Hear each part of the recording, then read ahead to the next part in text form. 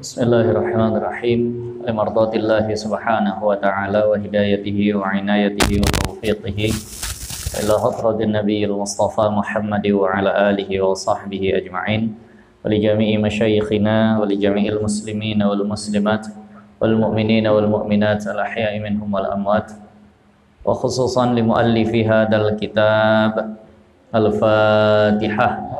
A'udzu billahi minasyaitonir rajim. Bismillahirrahmanirrahim. Alhamdulillahi rabbil alamin, arrahmanir rahim, maliki yaumiddin, iyyaka na'budu wa iyyaka nasta'in.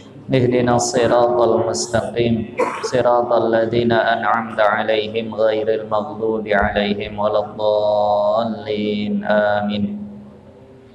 Alhamdulillahi rabbil alamin. Wassalatu wassalamu ala asyrafil anbiya'i wal mursalin Sayyidina wa maulana Muhammadin wa ala alihi wa sahbihi ajma'in. Amma ba'du, Rabbi yassir wa la tu'assir, Rabbi tammim bi khair. Qala al-muallif rahimahullahu ta'ala wa nafa'ana Allahu bihi wa bi barakati ulumihi fid dharain. Amin. Ila anqala faslun. Insyaallah malam hari ini kita akan lanjutkan kajian fikih munakahat.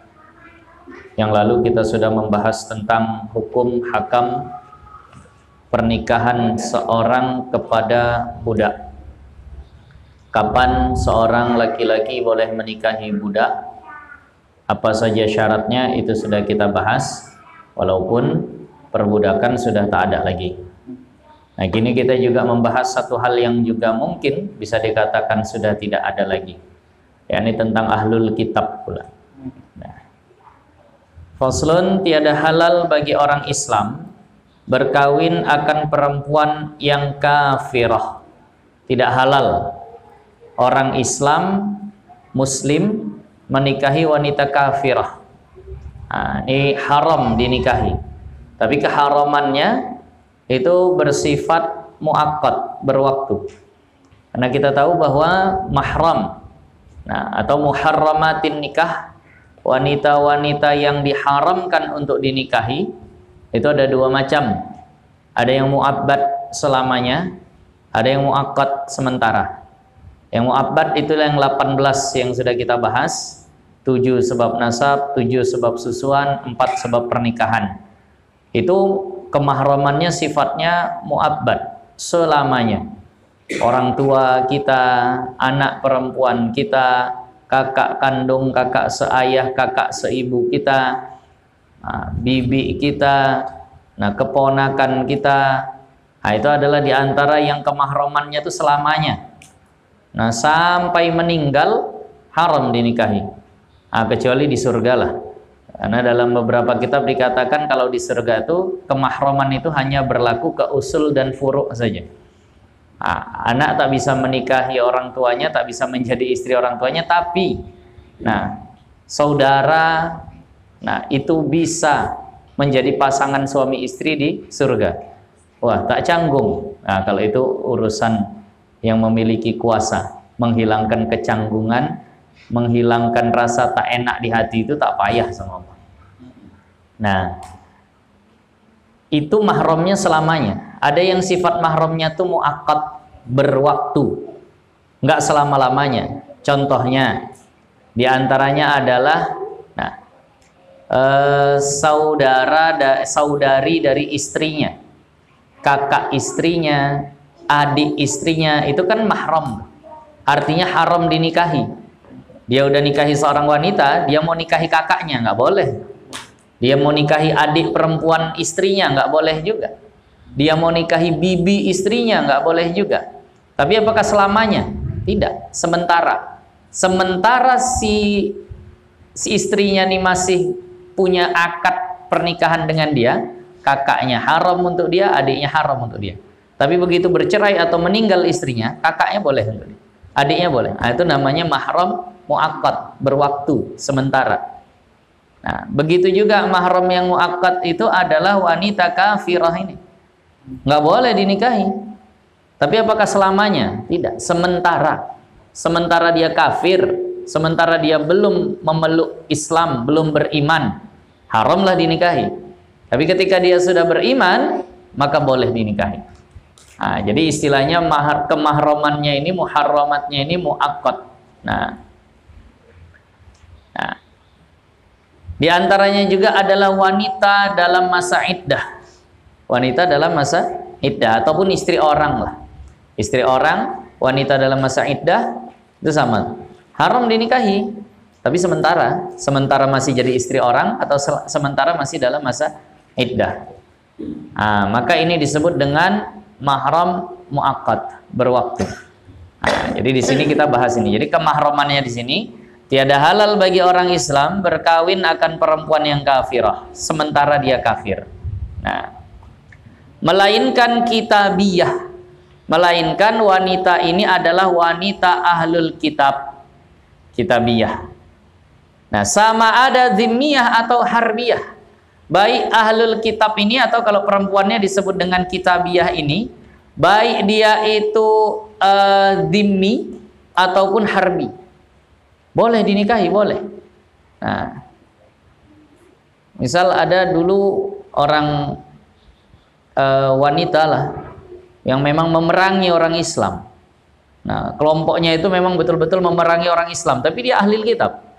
Boleh nggak wanita ini dinikahi? Boleh, walaupun harbi. Nah, padahal darahnya halal. Nah, tapi boleh dinikahi, apalagi yang zimmi. Nah, maka halal nikahnya, maka halal tuh menikahi ahlul kitab. Ahlul kitab ini kafir ya. Ahlul kitab ini hukumnya kafir. Nah, tapi halal menikahinya. Kenapa?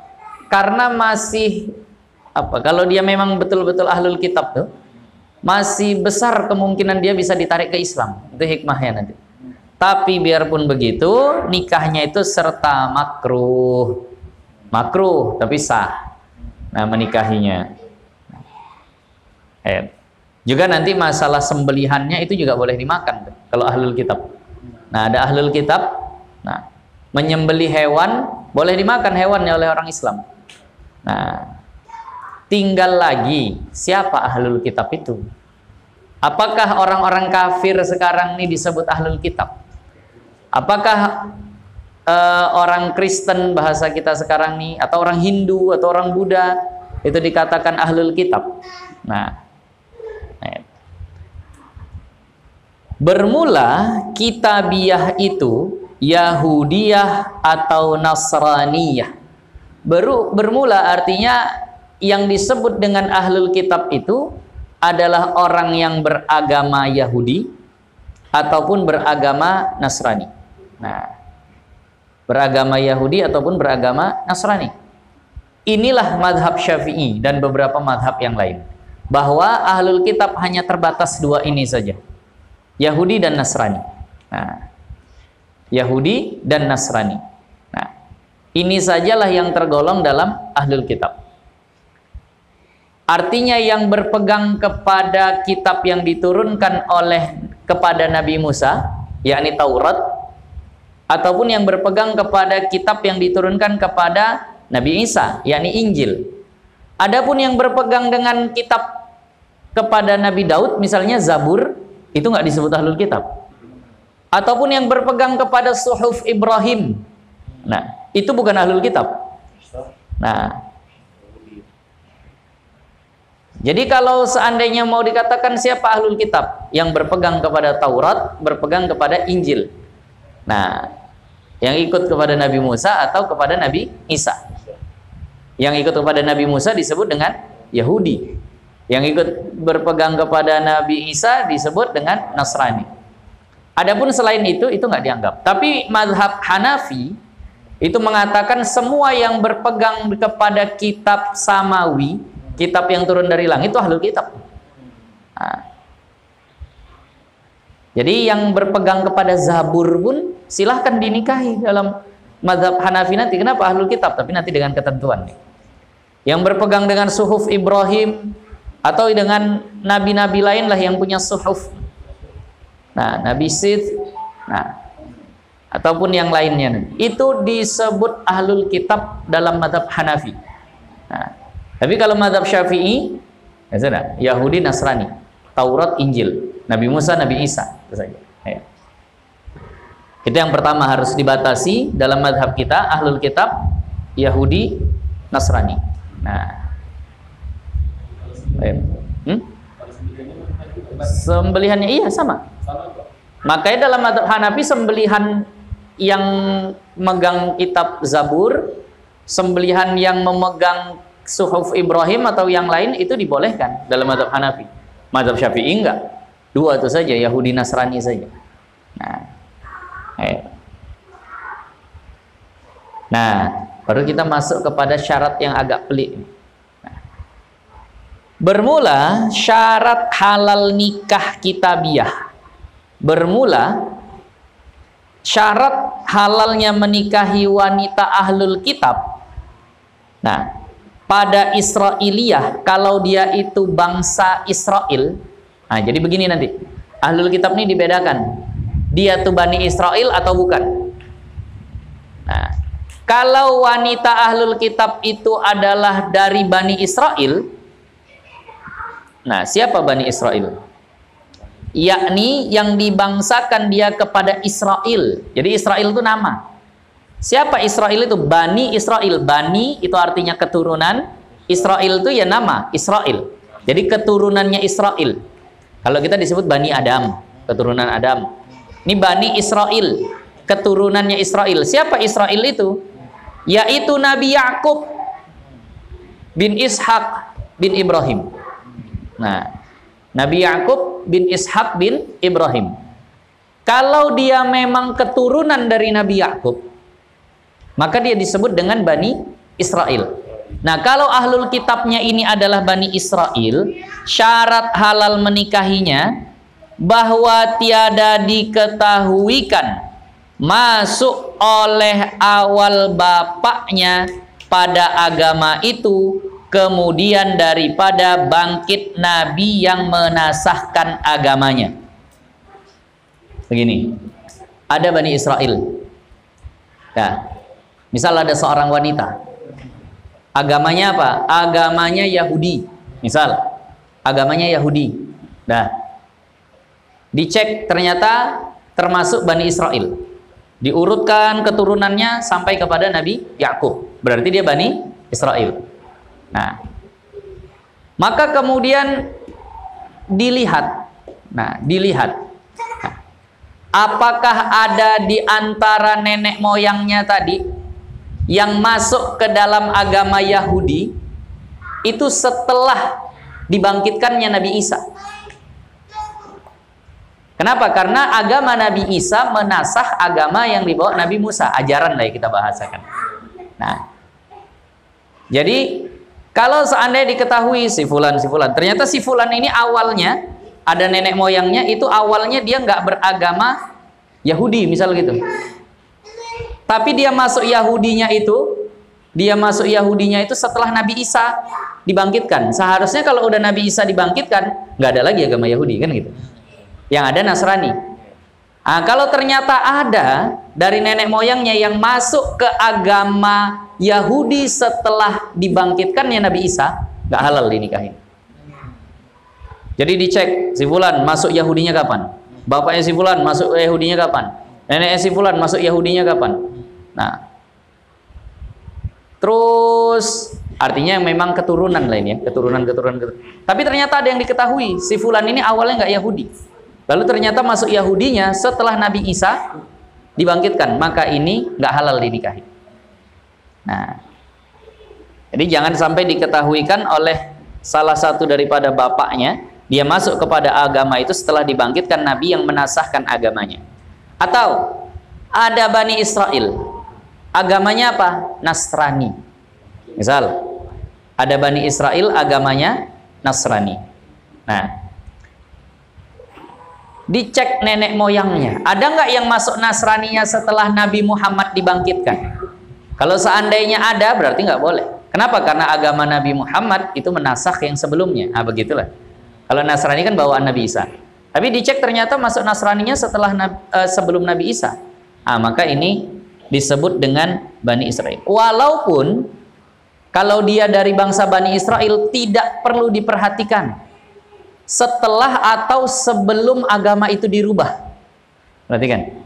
Mau setelah kitabnya berubah, mau sebelum kitabnya berubah, kalau dia Bani Israel, maka dia ahlul kitab. Selama tadi, nah, nenek moyangnya memang berada di agama itu ketika belum dinasakh. Nah, itu kalau Bani Israel.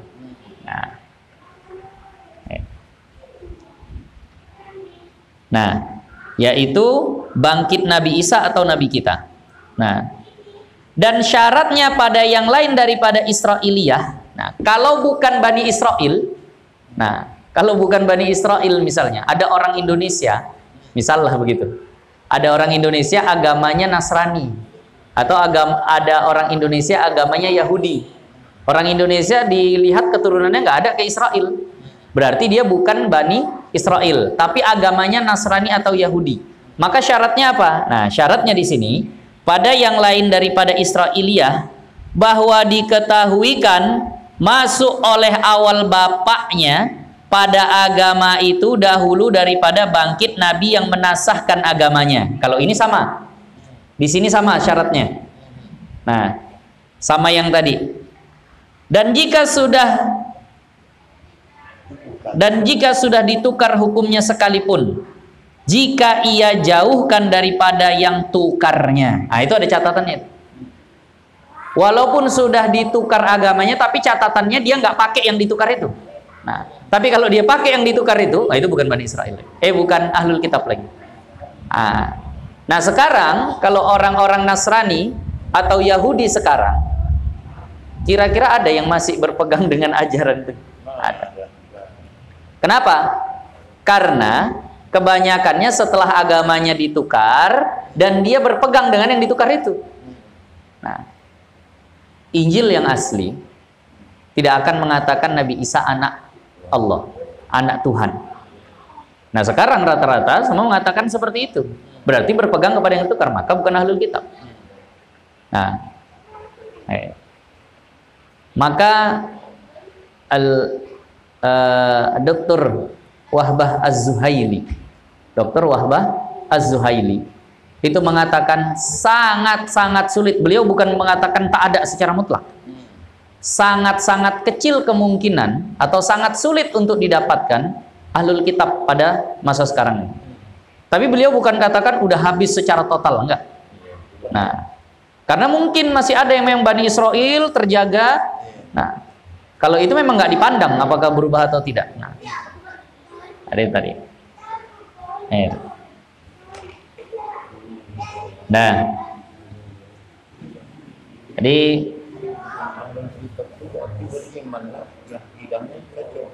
ahlul kitab itu bagaimana? Kalau yang Bani Israel itu nggak disyaratkan akidahnya cocok. Tapi kalau yang bukan Bani Israel, akidahnya harus cocok. Karena dia harus menghindari dari pertukaran tadi itu, tahrif lah istilahnya. Tapi udahlah, tak usah pala dicari ahlul kitab. Banyak muslimat yang belum menikah lagi. Boleh cari ahlul kitab. Udahlah makruh, payah mencarinya. Salah-salah malah tak sah nikahnya kalau tak memenuhi syarat. Mau ngecek syaratnya pun payah.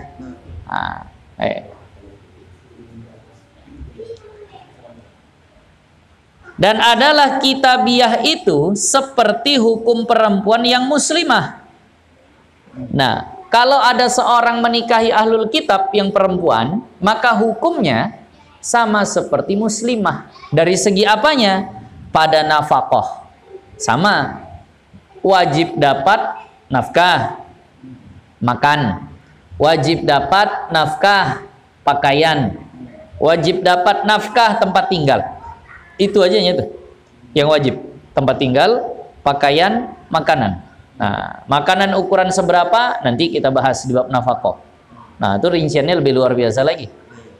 Kalau suami kaya seberapa, kalau suami menengah seberapa, kalau suami miskin seberapa. Nah, baju seberapa yang wajib, tempat tinggal bagaimana.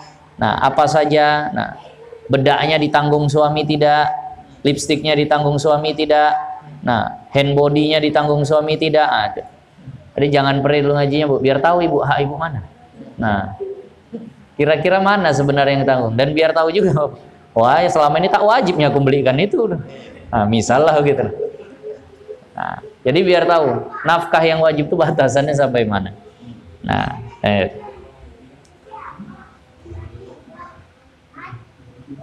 jadi dari segi nafkah dan kiswah, nah dan giliran, gilir pun harus sama. Seandainya ada suami punya istri 3, 2 muslimah, 1 ahlul kitab, sama, nggak boleh dibeda-bedakan. Dan talak pun sama. Nah, batasnya 3, bukan karena ahlul kitab 2 saja, enggak. Nah, tetap talak pun 3 talak lah batasannya. Nah, maka harus bagi suaminya, boleh ya artinya, bukan harus itu artinya wajib. Dan boleh bagi suaminya mengkeraskan dia. Mengkeraskan itu bahasa kita memaksa dia. Boleh memaksa dengan keras si istri tadi mandi daripada hadas akbar. Nah, mau dia itu muslimah, mau dia itu kitabiah, kalau seandainya sudah berhenti darah haidnya, suami ada hajat, maka boleh suami memaksa istri untuk mandi wajib. Nah, jadi misal, ini kita bahas yang Islam sama Islam. Nah, kalau memang sedang haid, kalau memang sedang datang tamu bulanannya si istri ini, tak bolehlah si suami melakukan hubungan badan. Kalau nekat tetap melakukan hubungan badan, nah, maka hukumnya dosa besar dan kafir jika menghalalkan. Nah, Allah tak apa-apa ini halal nih dek. Kafir itu kalau seandainya menghalalkan hubungan di saat sedang haid.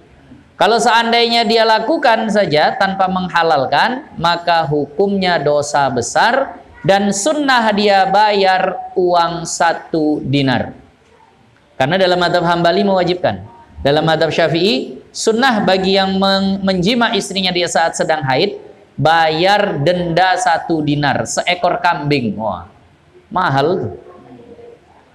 Kalau seandainya dia jima di saat darah haid sudah berhenti tapi istri belum mandi. Maka seandainya dia jima sunnah bayar denda 1/2 dinar. Nah, tadi.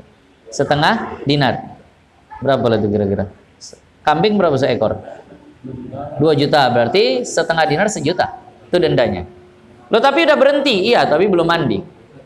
Karena wanita ketika dia sedang mengalir darah haidnya, itu 10 yang haram baginya. Ingat tuh, 10 apa aja? Harus tahu. Ini perempuan yang haid nih.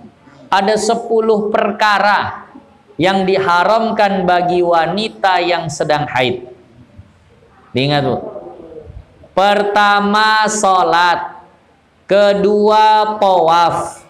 Ketiga, menyentuh mushaf. Keempat, membaca Al-Quran. Kelima, berdiam di masjid.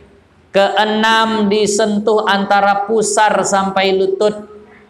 Ketujuh, haram dia itu bersuci dengan niat mengangkat hadas. Nah, kedelapan, haram dia itu apa? Udah kedelapan. Haram dia ditalak.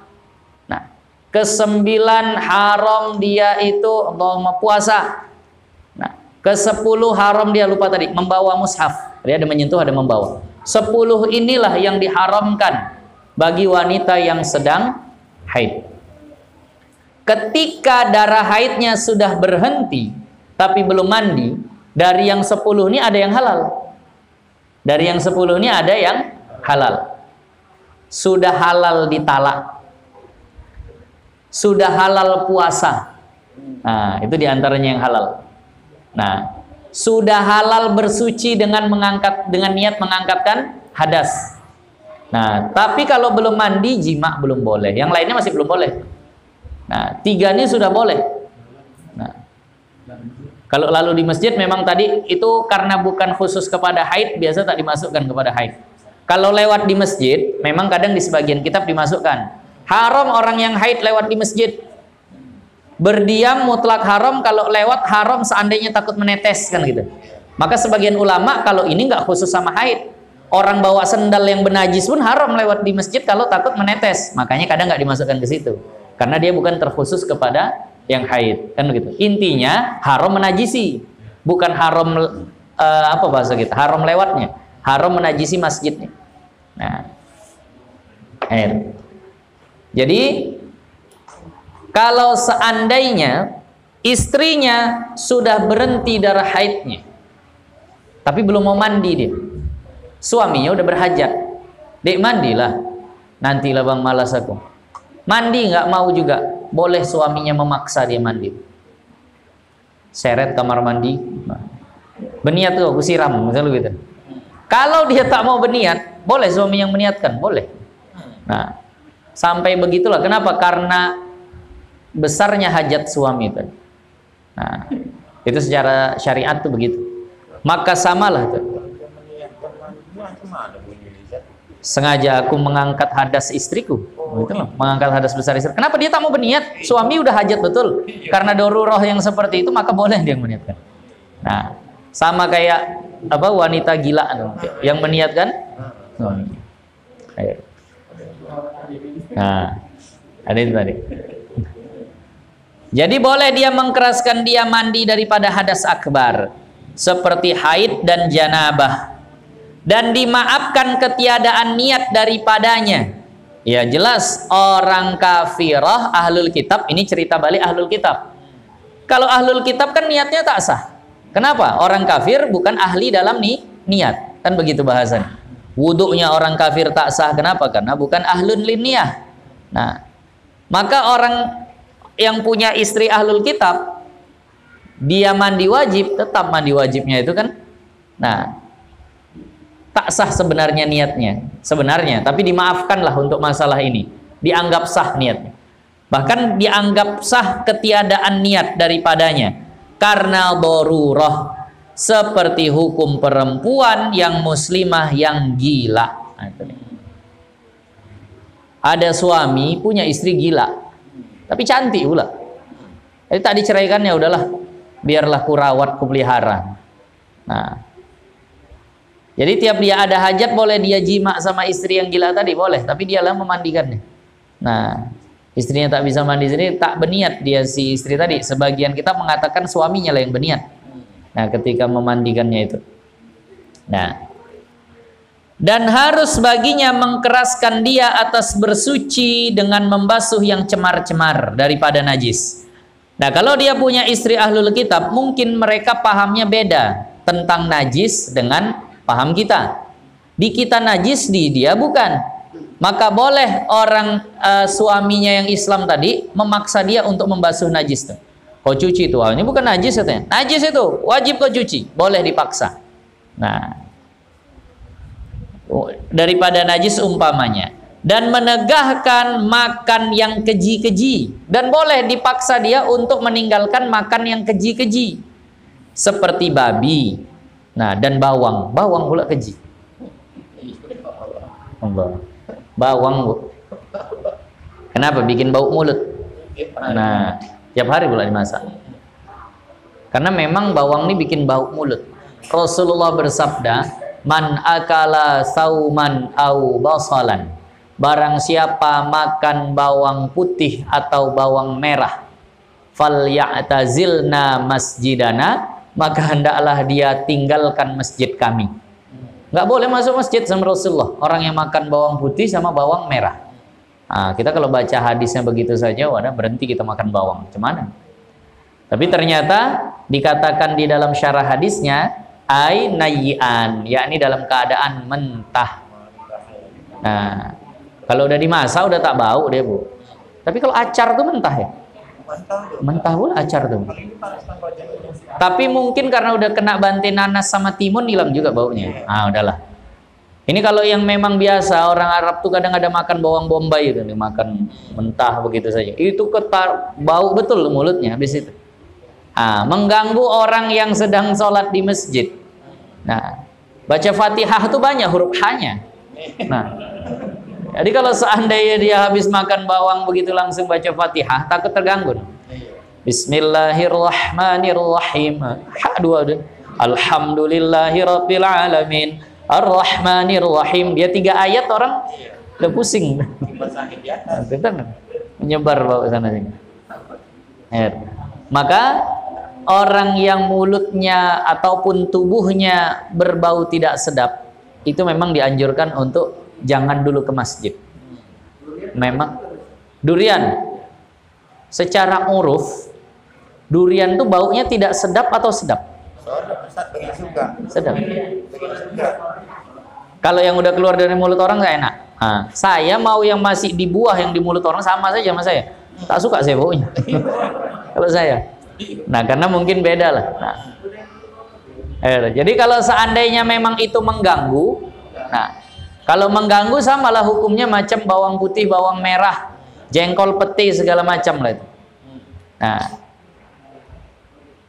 jadi kalau seandainya mengganggu sama hukumnya. Tapi begini, larangan dari Rasulullah itu sifatnya bukan haram, makruh, kecuali seandainya idza tahaqqaqat darar, kecuali memang sudah pasti mengganggu, itu baru haram tuh.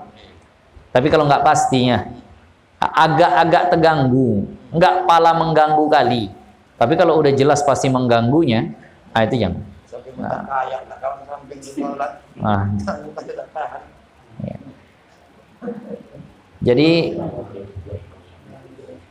berkaitan dengan masalah ini, saya ingat dulu ada kisah tentang dengki yang ada kaitannya sama bawang. Bahayanya dengki itu. Jadi diriwayatkan ada seorang raja, saya lupa di masa kekhalifahan siapa, dia punya seorang penasehat. Penasehat ini dari orang biasa, cuma karena dia cerdas, dia diangkat jadi penasehat oleh rajanya. Lalu ada di situ mungkin orang dalam istana yang sudah lama sama raja itu, tapi nggak naik-naik jabatannya dari penasehat. Muncul rasa dengkinya. Nah, inilah bahayanya dengki. Maka dia mau bahasanya menjerumuskan penasehat rajanya. Suatu hari dia undang kawannya ini untuk si penasehat ini datang ke rumah dia. Di rumahnya dia suguhi makanan yang banyak mengandung bawang. Dia suguhi makanan yang banyak mengandung bawang. Dia makan, dia makan, dia makan. Lalu ketika bicara, kata kawan ini, mohon maaf, mulutmu kok bau bawang? Dia cium. Wah iya, hati-hati. Kalau kau itu ngomong di depan khalifah, kau kan penasehat khalifah. Hati-hati kalau kau ngomong depan khalifah. Jangan terbuka mulutmu gitu, tutup sedikit begini, biar nggak nyebar bau. Oh iyalah. Setelah itu dia pulang, orang ini malah jumpain khalifah dan dia bilang, "Khalifah, sebenarnya penasehatmu itu manis di depanmu saja. Sebenarnya selama ini dia sering bercerita tentang bau busuk mulutmu." Ah masa? Iya, kalau tak percaya, besok kalau seandainya atau nanti kalau seandainya dia datang, ketika bercakap-cakap samamu, pasti dia tutup hidung dan mulutnya. Curangnya orang ini begitu. Curangnya orang ini begitu. Dahsyat betul, dengki. Akhirnya betul, tak berapa lama datanglah penasehatnya tadi, kemudian dipanggil oleh khalifah. Nah, saya ada masalah begini-begini, bagaimana solusinya? Dia tutup mulutnya, hidung. Wah betul berarti. Sakit hati khalifahnya. Nah, dia tulis surat. Nah, dia tulis surat. Habis itu dia katakan, tolong bawa ini, dimasukkan ke dalam amplop. Bawa ini kepada pengawalku yang ada di seberang negeri sana atau di perbatasan negeri. Isi suratnya, kalau sampai orang yang membawa ini kepadamu, langsung penggal lehernya. Maka begitu dia dikasih amplop, dia keluar. Nah, pikir si pengawal ini dia nunggu di luar ruang, habislah. Ternyata begitu keluar, dia tengok penasehat ini bawa amplop. Ditanya, dia apa ikut sama khalifah? Nggak ada, aku malah dikasih amplop nih. Wah berarti khalifah memang cinta betul sama orang. Malah dikasih hadiah. Mau kau bawa kemana? Kebawa ke perbatasan. Dah biar aku saja yang bawa. Biar aku saja yang bawa katanya. Karena irinya tadi, biar ku bantu. Enak aja kau dapat hadiah. Baru jadi penasehat berapa hari udah dapat hadiah. Dia bawa, dia kasih ke penjaga perbatasan. Begitu sampai di sana langsung dipenggal. Nah, sampai berita ini kepada raja, kemudian dia tanya, udah kau penggal orang yang dia lihat penasehatnya datang, dia terkejut, ini orang kok masih ada, kata khalifahnya. Ini orang kok masih ada? Bukankah semalam kusuruh memenggal kepalanya? Maka dia panggil penjaga perbatasan, udah kau bunuh orang yang bawa surat itu.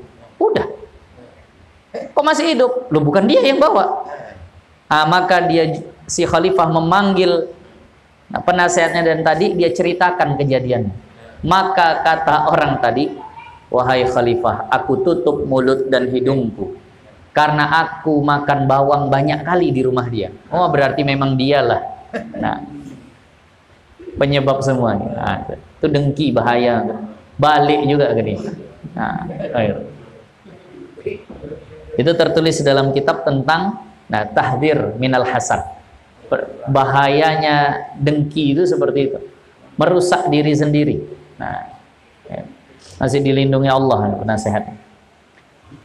Jadi bawang itu memang bau, sehingga kalau ada suami tak suka istrinya mulutnya bau, termasuklah nyuruh gosok gigi. Kalau suami nyuruh, dek sikatlah dulu gigi, wajib tuh, jadi wajib dibuat itu, Bu. Nah, kenapa? Karena bagian daripada istimta, bagian daripada mengambil kenikmatan.